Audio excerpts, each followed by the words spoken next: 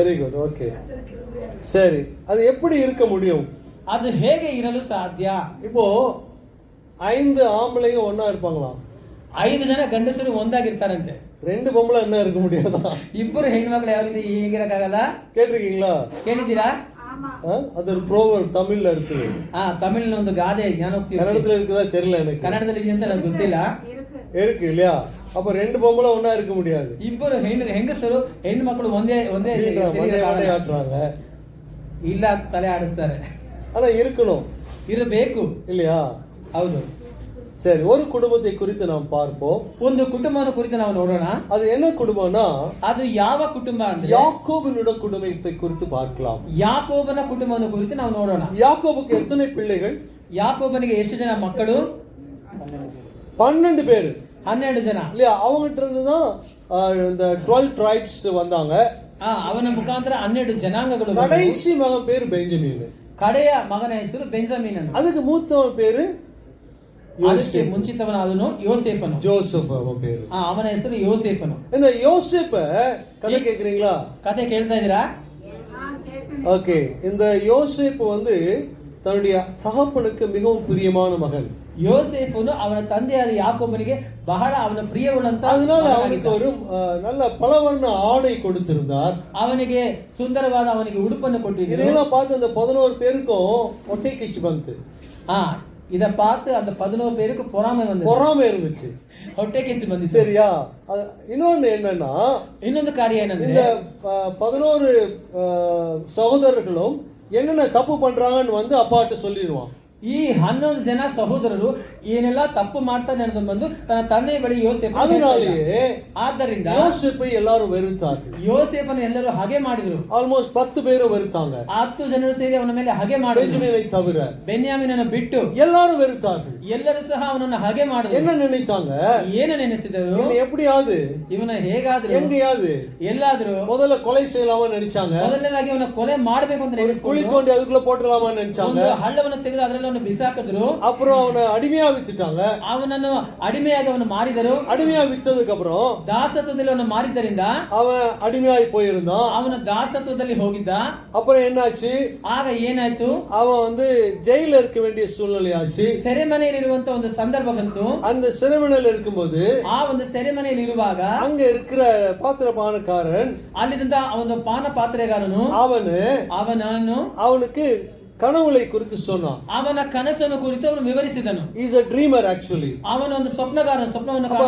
கனவுகளுக்கு ಅವನ ಒಂದು ಸ್ವಪ್ನಕ್ಕೆ அது பக்கத்துல உட்கார்ந்து இருக்குது யாருப்பா? உன் டாக்டரா? நீ முன்னாள் வா, இங்க வந்து உட்காருவா. அங்க உட்காந்து இப்படி பார்த்துட்டு இருக்கிற. உன் பேர் என்னம்மா? ஷாரன். ஷாரன் பேர் வச்சிருக்கு. இப்படி வேடிக்கை பார்த்துட்டு இருக்கிறே. உங்க அப்பா இங்க ஆராதனை செய்யறாருல, நீங்க வந்து ஆராதனை செய்யணும். எந்த கிளாஸ் படிக்கிற? 8th படிக்கிற. அப்பா சொல்றபடியெல்லாம் கேட்குறியா? நான் பேசுறது புரியுதா? இல்ல கன்னடத்தில் பேசிடுவேன் அப்புறம், சரியா? நான் கதை கேட்பேன், திருப்பி சொல்லணும். கதை சொல்லிட்டு இருந்தேன்ல, யாரை பத்தி சொல்றேன்? Very good, God bless you. Okay, சரி. இப்போ என்னாச்சுன்னா, இவன் வந்து அடிமையா விற்கப்பட்டான். அவனு தாசத்துவದಲ್ಲಿ ಮಾರಲ್ಪಟ್ಟನು. இப்போ என்னாச்சுன்னா, அந்த அங்கிருந்த போத்திபாருக்கு ஒரு கனவு வந்துச்சு. ಅಲ್ಲಿದ್ದ ಪೋತಿಫರನಿಗೆ ಒಂದು ಕನಸು ಬಿತ್ತು. அந்த கனவை யாரு சொல்லுவாங்க? ಆ ಕನಸನ್ನು ಯಾರು ವಿವರಿಸಿ ಹೇಳ್ತಾರೆ அப்படின்னு அங்கிருந்த பான பாத்திரக்காரன் சொன்னா, யோசேப்பின் ஒருத்தர் இருக்கிறான். ಅಲ್ಲಿದ್ದ ಪಾನ ಪಾತ್ರೆಗಾರ அவன் சொல்லுவான், ಯೋಸೇಫ ಒಂದು ವ್ಯಕ್ತಿ ಇದ್ದಾನಂತ ಅವನ ಕರ್ಕೊಂಡು ಬಂದ್ರು. அவன் சொன்னா, ಅವನು ಹೇಳ್ದ. ஆனபடினால ಆದ್ದರಿಂದ எல்லாரும் என்ன சொன்னாங்க? ಎಲ್ಲರೂ ಏನೇ தேவன் உன்னோடு கூட இருக்கிறார் என்று சொல்லி, ದೇವರು ನಿನ್ನ ಸಂಗಡ ಇದ್ದಾನಂತ ಹೇಳಿ அவனை தன்னுடைய அரண்மனையிலே ஒரு கவர்னராக வைத்துக் கொண்டான். ಅವನನ್ನು ಆ ಅರಮನೆಯಲ್ಲಿ ಗವರ್ನರ್ ಆಗಿ ಇಟ್ಟುಕೊಂಡಿದ್ದನು. அவன் சொன்ன கனவு என்னன்னு சொன்னா, ಅವನು ಹೇಳಿದ ಒಂದು ಸ್ವಪ್ನದ ಅರ್ಥ ಏನಂದ್ರೆ, 7 வருஷம் நல்ல செழிப்பா இருக்கும். ಆ 7 ವರ್ಷ ಅದು ಸಮೃದ್ಧಿಯಾಗಿರ್ತದೆ. 7 வருஷம் உனக்கு பஞ்சம் உண்டாகும். ಆ 7 ವರ್ಷ ಬರವು ಉಂಟಾಗುತ್ತೆ. அதனால என்ன பண்ணலாம்னு கேக்குறான். ಏನು ಮಾಡಬೇಕು ಅಂತ 7 வருஷம் செழிப்பா இருக்குல்ல, 7 ವರ್ಷ ಸಮೃದ್ಧಿ அதெல்லாம் நம்ம சேர்த்து வைக்கலாம், தானியத்தை சேர்த்து வைக்கலாம். ಧಾನ್ಯವನ್ನು ನಾವು ಸೇರಿಸಿಟ್ಟುಕೊಳ್ಳೋಣ ಅಂತ ಹೇಳಿ எல்லாம் சேர்த்து வைக்கிறதுக்கு எல்லா கிடங்குகளை கட்டி வைத்தார்கள். ಎಲ್ಲವನ್ನು ಸೇರಿಸಿಟ್ಟು ಅದನ್ನು ಶೇಖರಿಸಿಟ್ರು, எல்லாம் சேர்த்து வச்சாங்க. ಎಲ್ಲಾ ಕಣಜಗಳನ್ನು 7 வருஷம் நல்ல விளைச்சல். ಆ 7 ವರ್ಷ ಒಳ್ಳೆ ಸಮೃದ್ಧಿಯಾದ அடுத்த 7 வருஷம் என்னாச்சு, பஞ்சம் வந்துச்சு. ನಂತರ 7 ವರ್ಷ ಅದು ಬರ ಬಂದಿತ್ತು. பஞ்சம் வந்த காலத்துல ಆ ಬರ ಬಂದಂತ தன்னுடைய ಕಾಲದಲ್ಲಿ தகப்பன் இருந்த இடத்துலயும் பஞ்சம் வந்துச்சு. ಅವರ ತಂದೆ ಇದ್ದಂತ ಸ್ಥಳದಲ್ಲೂ ಸಹ ಅದು ಬರ ಬಂದಿತ್ತು. அவங்க எல்லாம் என்ன பண்ணாங்க, பசங்களை அனுப்பிச்சு தானியம் வாங்கிட்டு வாங்க சொன்னாங்க. ಅವನೆಲ್ಲ ಏನು ಮಾಡ್ತಾನೆ, ನಮ್ಮ ಮಕ್ಕಳನ್ನ ಕಳಿಸಿ ಧಾನ್ಯವನ್ನು ಕೊಂಡುಕೊಳ್ಳಲಿಕ್ಕೆ ಕಳಿಸಿದನು. தன்னுடைய சகோதரன் அங்கே கவர்னரா இருக்காருன்னு தெரியாது. ತನ್ನ ಸಹೋದರನ ಗವರ್ನರ್ ಆಗಿದ್ದಾನೆ ಅಂತ போய் வாங்குறாங்க. ಅವರು ಹೋಗಿ அது ತಗೊಳ್ತಾರೆ. நீண்டமான கதை, ಅದು ದೊಡ್ಡ சுருக்கமாக சொல்லி விடுகிறேன். ಸಂಕ್ಷಿಪ್ತವಾಗಿ அதுல முக்கியமான காரியம் என்ன சொன்னா, ಮುಖ್ಯವಾದ ಕಾರ್ಯ ಏನಂದ್ರೆ ஆதியாகமம் 50:20. ಆದಿಕಾಂಡ 50:20. அது என்ன சொல்றான் யோசேப்பு, ಯೋಸೇಫನು ಏನು நீங்கள் எனக்கு தீமை செய்தீர்கள், ನೀವು ನನಗೆ ಕೇಡನ್ನು ಮಾಡಿದ್ದೀರಾ, தீமை செய்ய நினைத்தீர்கள். ಕೇಡು ಮಾಡಲು ನೀವು ನೆನೆಸಿದಿರಿ. தேவனோ ದೇವರು இப்பொழுது நடந்து வருகிறபடியே ಹೀಗೆ வெகு ನಡೆಯುತ್ತಿರುವ ஜனங்களை உயிரோടെ காக்கும்படிக்கு ಅನೇಕ ಜನಗಳನ್ನು அதை ಜೀವಂತವಾಗಿ நன்மையாக முடிய பண்ணினார். ಅದನ್ನು ಒಳ್ಳೆ ರೀತಿಯಾಗಿ ದೇವರು ನನಗೆ எனக்கு ಮಾಡಿಕೊಟ್ಟನು, நன்மை செய்தார் ನನಗೆ ಒಳ್ಳೆಯದನ್ನೇ ಮಾಡಿದನು என்று சொல்லி ಹಾಗಂತ ಹೇಳಿ தன் சகோதரரை மன்னித்தான். ತನ್ನ ಸಹೋದರನ್ನು ಕ್ಷಮಿಸಿದನು. ನೀವಂತೂ ನನಗೆ ಕೇಡಾಗಬೇಕೆಂದು ಎನಿಸಿದ್ದೀರಿ, ಆದರೆ ದೇವರು ಮೇಲಾಗಬೇಕೆಂದು ಸಂಕಲ್ಪಿಸಿದನು. ಈಗ ಅನುಭವಕ್ಕೆ ಬಂದ ಪ್ರಕಾರವೇ ಅನೇಕ ರಾಣಿಗಳಿಗೆ ಸಂರಕ್ಷಣೆ ಉಂಟಾಗುವಂತೆ ಮಾಡಿದನು. பாருங்க, அதே 45வது அதிகாரம் ಆದಿಕಾಂಡ 15வது வசனம். ಆದಿಕಾಂಡ 45 45:15. 15ನೇ ವಾಕ್ಯ. ಇದಲ್ಲದೆ ಅವನು ತನ್ನ ಅಣ್ಣಂದಿರಲ್ಲಿ ಪ್ರತಿಯೊಬ್ಬನಿಗೂ ಮುದ್ದಿಟ್ಟು ಅವರನ್ನು ಅಪ್ಪಿಕೊಂಡು ಅತ್ತನು. பாருங்க, தன்னுடைய சகோதரர்களை அவன் மன்னித்தான். ತನ್ನ ಸಹೋದರನನ್ನು ಅವನು ಕ್ಷಮಿಸಿದನು. பாருங்க, சகோதரன் சொல்லி வெளிப்படுத்தி ತನ್ನ ಸಹೋದರನಿಗೆ ತನ್ನನ್ನು ಪ್ರಕಟಿಸಿ அவன் என்ன பண்றான், ಆತನು ಏನು ಮಾಡ್ತಾನೆ, அவர்களை கட்டி அணைத்து முத்தமிட்டான். ಅವರನ್ನು ಗಟ್ಟಿಯಾಗಿ ತಪ್ಪಿಕೊಂಡು ಮುದ್ದಿಟ್ಟನು. ஆனா சகோதரர்கள் தன்னுடைய சகோதரன் தான் என்று அறிந்த உடனே ತನ್ನ ಸಹೋದರನೆಂದು ತಿಳಿದುಕೊಂಡ ನಂತರ அவர்கள் பயந்தார்கள். ಅವರುಗಳು ಭಯಪಟ್ಟರು. ஏன், நாம தான் அவனை விற்று போட்டோம், ನಾವೇ ಅವನು ಮಾರಿಬಿಟ್ಟವೆ, விற்று போட்டோமே, ಅವನನ್ನು ಮಾರಿಬಿಟ್ಟವಲ್ಲ, அவன் என்ன பண்ணுவானோ, ಅವನು ಏನ್ பெரிய ಮಾಡ್ತಾನೋ, பொசிஷன்ல இருக்கிறானே ಅವನು ದೊಡ್ಡ ಸ್ಥಾನದಲ್ಲಿದ್ದಾನೆ சொல்லி பயந்தார்கள். ಹಾಗಂತ ಹೇಳಿ ಅವರು ಭಯಪಟ್ಟರು. அவன் என்ன நினைச்சான், ಆದ್ರೆ ಅವನು ಏನ್ ಎನಿಸಿದನು, சகோதரர் என்று நினைத்தான். ತನ್ನ ಸಹೋದರನು ಎಂದು ಎನಿಸಿದನು ಯೋಸೇಫ. ஆனபடியினாலே மன்னித்தான். ಆದ್ದರಿಂದ ಅವರನ್ನು ಕ್ಷಮಿಸಿದನು. ಕ್ಷಮಿಸಿದನು. இந்த மன்னிக்கிற காரியம் ಈ ಕ್ಷಮಿಸುವಂತ ಒಂದು ಕಾರ್ಯ நம்முடைய வாழ்க்கையிலே காணப்படுகிறதா, ನಮ್ಮ ಜೀವಿತದಲ್ಲಿ நம்முடைய ಕಾಣಲ್ಪಡುತ್ತದಾ, குடும்பத்திலே காணப்படுகிறதா, ನಮ್ಮ ಕುಟುಂಬದಲ್ಲಿ வேலை ಕಾಣಲ್ಪಡುತ್ತದಾ, ஸ்தலத்திலே காணப்படுகிறதா, ಕೆಲಸ ಮಾಡುವ ಸ್ಥಳದಲ್ಲಿ ಕಾಣಲ್ಪಡುತ್ತದಾ, மன்னிக்கிறோமா? ಕ್ಷಮಿಸ್ತೇವಾ? மன்னிப்பை குறித்து அநேக கதைகள் உண்டு. ಕ್ಷಮಿಸುವಿಕೆಯನ್ನು ಕುರಿತು ಅನೇಕ ಕಥೆಗಳು ಇದೆ. நமக்கு தெரிஞ்ச கிரஹாம் ஸ்டெயின் ஒருத்தர் இருந்தாரு. ನಮಗೆ ತಿಳಿದ ಹಾಗೆ ಗ್ರಹಂ ಸ್ಟೇನ್ ಅಂತ ಒಬ್ಬರು அந்த ಇದ್ದರು. தொழுநோய் உள்ளவர் மத்தியிலே அவர் டாக்டராக பணி செய்து ಅವರು கொண்டிருந்தார். ಕುಷ್ಠರೋಗಿಗಳ ಮಧ್ಯದಲ್ಲಿ ಅವರ ಡಾಕ್ಟರ್ ಆಗಿ அவர் ವೈದ್ಯರಾಗಿ 2 ಕೆಲಸ பிள்ளைகளை ಮಾಡ್ತಾರೆ. 2 ಮಕ್ಕಳನ್ನು ஜீப்ல வைத்து உயிரோடு எரித்து விட்டார்கள். ಅವರ 2 ಮಕ್ಕಳನ್ನು ಜೀಪ್ನಲ್ಲಿಟ್ಟು ಹಾಗೆ ಅವರು ಜೀವಂತವಾಗಿ ಸುಟ್ಟು ಬಿಟ್ಟರು. அந்த கிளாடிஸ் அவருடைய மனைவி யார் கொண்டாங்களோ அவங்களை மன்னித்து விட்டார்கள். ಆ ಗ್ಲಾಡಿಸ್ ಅವರ ಹೆಂಡತಿಯಾದವರು ಯಾರು ಅವರನ್ನು ಕೊಂದರೋ ಅವರನ್ನು ಕ್ಷಮಿಸಿದರು. நம்மளால மன்னிக்க முடியுமா? ನಮ್ಮಿಂದ ಕ್ಷಮಿಸಲು ಸಾಧ್ಯನಾ? வாக்கியம் என்ன சொல்லுது? ದೇವರ ವಾಕ್ಯ ಏನು ಹೇಳುತ್ತೆ? மத்திய 5:44. ಮತ್ತೈನು ಬರೆದ ಸುವಾರ್ತೆ 5:44. மத்திய 5:44. ಮತ್ತೈನು ಬರೆದ ಸುವಾರ್ತೆ 5ನೇ ಅಧ್ಯಾಯ 44ನೇ ವಾಕ್ಯ. மத்தேயு 5:44. Matthew chapter. ಆದರೆ ನಾನು ನಿಮಗೆ ಹೇಳುವುದೇನೆಂದರೆ ನಿಮ್ಮ ವೈರಿಗಳನ್ನು ಪ್ರೀತಿಸಿರಿ. ಏನ್ ಮಾಡணும்? ಪ್ರೀತಿಸಬೇಕಂತ.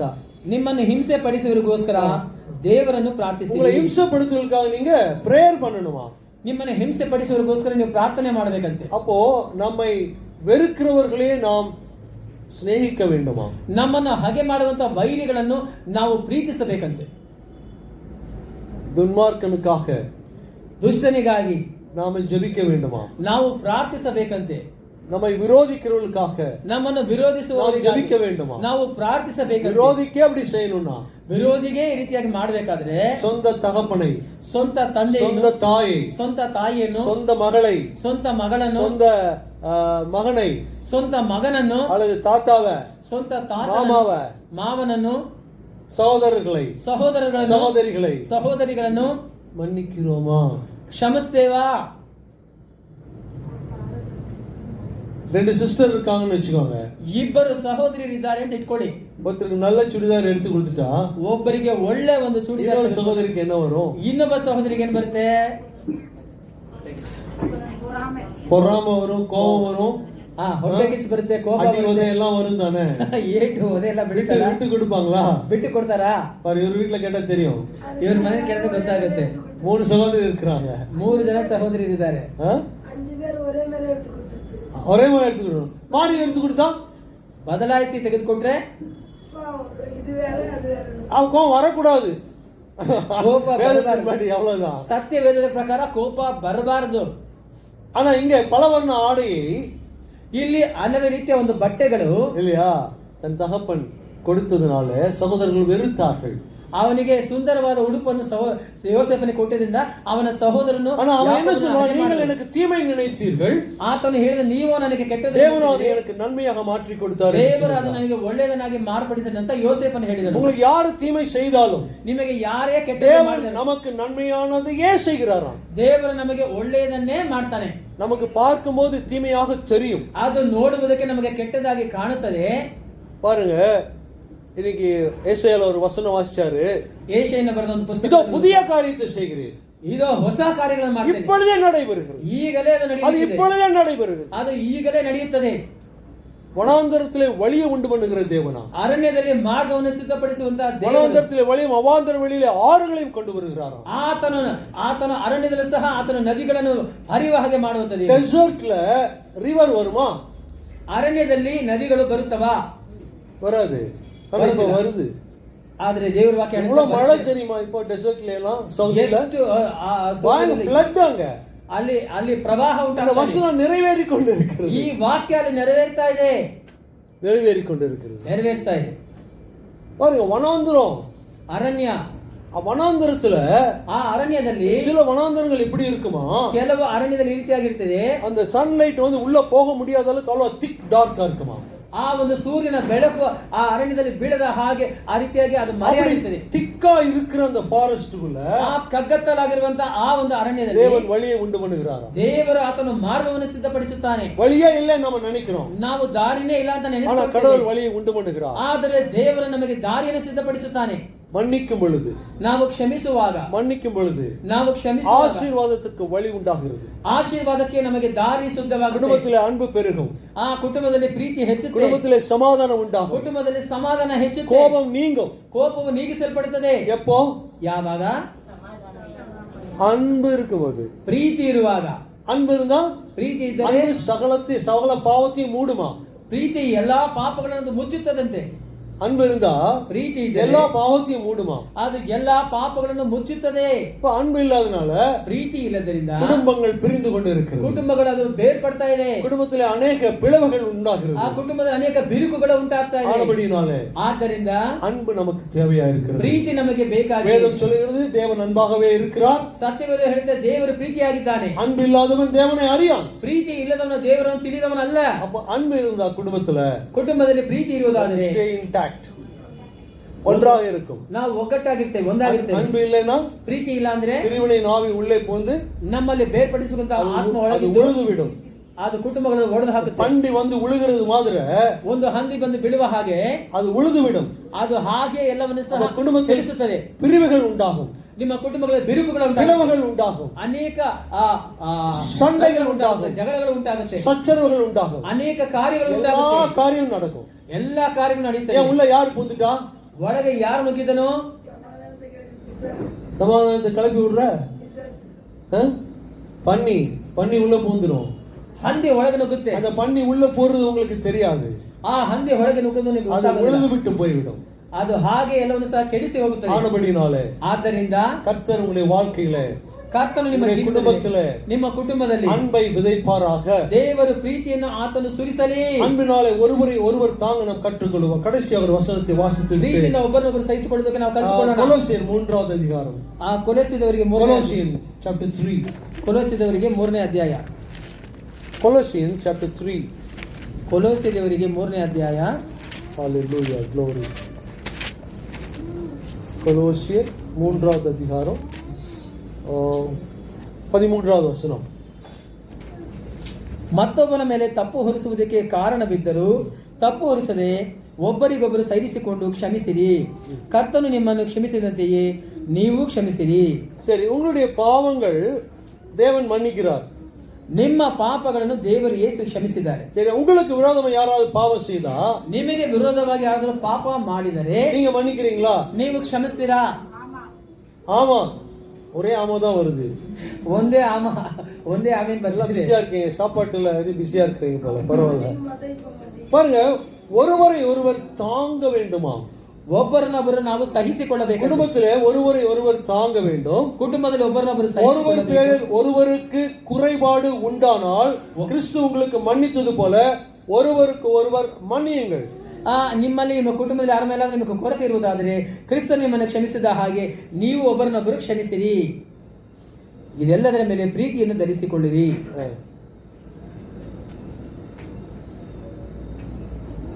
12வது வசனம். 12ನೇ ವಾಕ್ಯ. ಹೀಗಿರಲಾಗಿ ನೀವು ದೇವರಿಂದ ಆರಿಸಿಕೊಂಡವರು, ಪ್ರತಿಷ್ಠಿತರು, ಪ್ರಿಯರು ಆಗಿರುವುದರಿಂದ ಕನಿಕರ, ದಯೆ, ದೀನಭಾವ, ಸಾತ್ವಿಕತ್ವ, ದೀರ್ಘಶಾಂತಿ ಎಂಬ ಸದ್ಗುಣಗಳನ್ನು ಧರಿಸಿಕೊಳ್ಳಿರಿ. எல்லாம் தரித்துக் கொள்ள வேண்டுமா?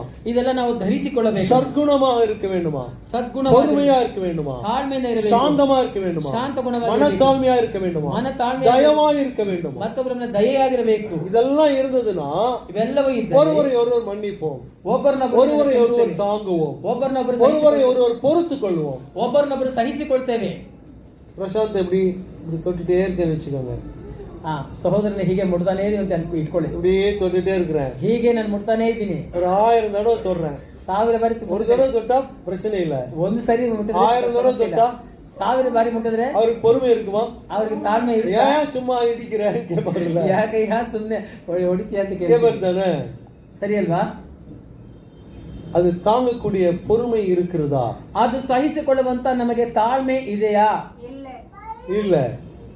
சரி சரி, இப்போ நான் இடிச்சுட்டே இருக்கிறேன். இவரு தப்பா என்னோட தப்பா? ಈಗ ನಾನು ಅವ್ರನ್ನ ಚುಚ್ಚುತ್ತಾನೆ ಇದ್ದೀನಿ. ಈಗ ನನ್ನ ತಪ್ಪ, ಅದು ಅವ್ರ ತಪ್ಪ? உங்களோட தப்பு. என்னோட தப்பு. ஆனா நான் இவர்கிட்ட என்ன சொல்றேன்? ಆದ್ರೆ ನಾನು ಇವ್ರ ಬಳಿ ಏನ್ ಹೇಳ್ತೇನೆ? இந்த வசனம் சொல்றேன். ಈ ವಾಕ್ಯ ನಾನು என்ன வசனம்? ಏನು ಈ ವಾಕ್ಯ?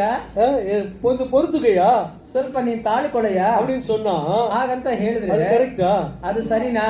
இதுதான் நடக்குது குடும்பத்துல. ಇದೇ ಕುಟುಂಬದಲ್ಲಿ ನಡೀತಾ ಇದೆ. தெரியும், ಗೊತ್ತು. நான் தப்பு பண்றேன்னு எனக்கு தெரியும். ನಾನು ತಪ್ಪು ಮಾಡ್ತೇನೆ, ನನಗೆ நீ பொறுத்துக்கோன்னு சொல்லிட்டு இருந்தா எத்தனை நாள் பொறுத்துக்கொள்ள முடியும்? ನೀನು ಸಹಿಸಿಕೊಂಡೇ ಇರು ಅಂತ ಹೇಳಿದ್ರೆ ಎಷ್ಟು ದಿನ ಸಹಿಸಿಕೊಂಡಿರೋದು? இல்லையா? ಇಲ್ವಾ? தேவன் நம்முடைய பாவத்தை மன்னிக்கிறது போல ದೇವರು ನಮ್ಮ ಪಾಪವನ್ನು ಕ್ಷಮಿಸಿದ நாம் ಹಾಗೆ பிறರ குற்றத்தை மன்னிக்கிறோம். ನಾವು ಮತ್ತೊಬ್ಬರ ತಪ್ಪುಗಳನ್ನು ಕ್ಷಮಿಸುತ್ತೇವೆ. மன்னிக்க வேண்டும். ಕ್ಷಮಿಸಬೇಕು. நாம தப்பு செய்யக்கூடாது. ನಾವು ತಪ್ಪು நாம ಮಾಡಬಾರದು. தப்பு செஞ்சுட்டு ನಾವು ತಪ್ಪು ಮಾಡಿ தேவன் பாவத்தை மன்னிப்பார் என்று சொல்லிக் கொண்டு இருக்க முடியாது. ದೇವರು ನನ್ನ ಪಾಪವನ್ನು ಕ್ಷಮಿಸ್ತಾನೆ ಅಂತ ಹೇಳೋಕ್ ಆಗೋದಿಲ್ಲ. மன்னிப்பாரு. ಕ್ಷಮಿಸ್ತಾನೆ. 70 முறை மன்னிக்க சொல்லி இருக்கிறார். 70 ಬಾರಿ ಯೇಸು ಕ್ಷಮಿಸಲು ಹೇಳಿದ್ದಾರೆ. That means it's a numerous time. ಅದು ಅದರ ಕಾರ್ಯ ಏನಂದ್ರೆ ಆ ಲೆಕ್ಕವಿಲ್ಲದಷ್ಟು ಬಾರಿ. இயேசு கிறிஸ்து சிலுவையிலே தொங்கின பொழுது ಯೇಸು ಕ್ರಿಸ್ತನ ಶಿಲುಬೆಯಲ್ಲಿ பிதாவே இவளுக்கு மன்னியும் என்று சொல்லி ತಂದೆ ಇವರಿಗೆ ಕ್ಷಮಿಸು ಅಂತ ಹೇಳಿ தொடர்ந்து சொல்லிக் கொண்டிருந்தார். ಆತನು ಮುಂದುವರಿಸಿ ಹೇಳ್ತಾನೇ ಇದ್ದನು. நம்ம நினைக்கிறோம் 7 வார்த்தை பேசினாரு, கடைசியில் ஒரு வார்த்தை பேசி முடிச்சிட்டாருன்னு நினைக்கிறோம். அப்படி இல்ல. ನಾವು ನೆನೆಸ್ಕೊಳ್ತೇವೆ, 7 ಮಾತು ಹೇಳಿದ್ರು ಕಳೆದಾಗಿ ಅದನ್ನ ಹೇಳಿ ಮಾತ್ರ ಮುಗಿಸಿದ. தொடர்ச்சியாக ಆತನು ಮುಂದುವರಿಸಿ பிதாவே இவளுக்கு மன்னியும், ತಂದೆಯೇ ಇವರಿಗೆ ಕ್ಷಮಿಸು, தாங்கள் செய்கிறது என்னவென்று அறியாது இருக்கிறார்கள். ತಾವು ಮಾಡುವುದು ಏನೆಂದು ತಿಳಿಯದೆ ಇವರು ಮಾಡ್ತಾ ಇದ್ದಾರೆ. நமக்கு விரோதமாக ನಮಗೆ யாராவது ವಿರೋಧವಾಗಿ பாவம் செய்தால், ಯಾರಾದರೂ ಪಾಪ யாராவது ಮಾಡಿದರೆ, குற்றம் செய்தால், ಯಾರಾದರೂ ತಪ್ಪು நமக்கு ಮಾಡಿದರೆ, விரோதமாக யாராவது எந்த காரியத்தை செய்தாலும் ನಮಗೆ ವಿರೋಧವಾಗಿ ಯಾರಾದರೂ ಯಾವ ಕಾರ್ಯವನ್ನು அதை ಮಾಡಿದರು மன்னிப்பதற்கு ಅದನ್ನು ಕ್ಷಮಿಸುವುದಕ್ಕೆ நமக்கு பொறுமை இருக்க வேண்டும். ನಮಗೆ ತಾಳ್ಮೆ ಇದೆಯಾ? ஒரு பாஸ்டர் சர்ச்சில் பிரீச் பண்ணி கொண்டிருந்தார். ಒಬ್ಬ ಬೋಧಕರು ಸಭೆಯಲ್ಲಿ ಅವರು ವಾಕ್ಯ ಹೇಳ್ತಾ ಇದ್ರು. ಫರ್ಗಿವ್ನೆಸ್ பத்தி தான் சொல்லிட்டு இருந்தார். ಅವರು ಕ್ಷಮಿಸುವುದನ್ನು ಕುರಿತು ಎಲ್ಲ ಹೇಳ್ತಾ ಇದ್ರು. ಸಂದೇಶ முடிஞ்ச உடனே ಎಲ್ಲಾ ಸಂದೇಶ ಮುಗಿದ ನಂತರ பாஸ்டர் கேட்டாரு, ಒಬ್ಬ ಪಾಸ್ಟರ್ ಕೇಳಿದ್ರು, யாரெல்லாம் உங்க வೈರಿகளை மன்னிச்சிட்டீங்கன்னு ಕೈ தூக்கி சொன்னாரு. ಯಾರೆಲ್ಲ ನಿಮ್ಮ ವೈರಿಗಳನ್ನು ಕ್ಷಮಿಸಿದ್ರೆ ನಿಮ್ಮ ಕೈ ಎತ್ತಿ ಮೇಲೆ ಕೆತ್ತಿ ಅಂತ ಹೇಳಿದ್ರು.